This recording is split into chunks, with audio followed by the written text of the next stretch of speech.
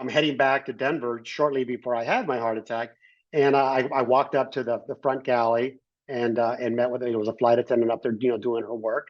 And I walked up there and asked the question. It's like, "Hi, I'm Oscar. How's it going?" And by this time, it was pretty much out in the workplace that Oscar's walking around, and he seems to be talking to us. He seems to be listening. He's not a total jerk. Whatever phrases and uses they were doing. So we were growing, people were opening them up. I could see people opening up a little bit more, but not everyone. And this particular flight attendant, Amy Sue is her name, I could tell the emotion in her face, almost anger at being bothered by someone while she's working. We don't have enough time to talk about all this crap. You could just feel that emotion. And I remember touching her gently on the arm as she was working, just as I was like, listen, I understand you're busy, but I would really love to hear.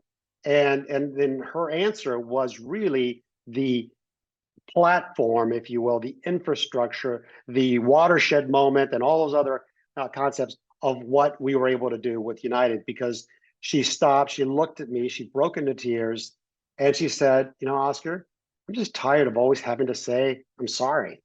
I'm sorry the coffee sucks. I'm sorry we don't have food. I'm sorry you can't do that. I'm sorry we're late, right? And as I thought through her answers, like, it's like, wow, it's like that's what it is. We have put tens of thousands of frontline employees in a situation where they're constantly having to apologize for things they have zero control over.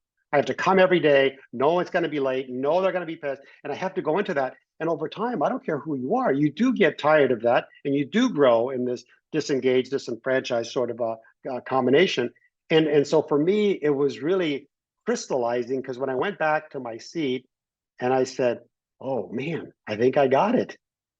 Now, the next chapter was, okay, so I have it, but I have an entire management team. I have a huge corporation. And how is this going to manifest itself? And at the end of the day, to make a long story shorter, a few X amount of time later, after I'd come back from my health vacation, we went through this concept of regaining the trust of our employees was going to be mission one. And from that, everything else would follow.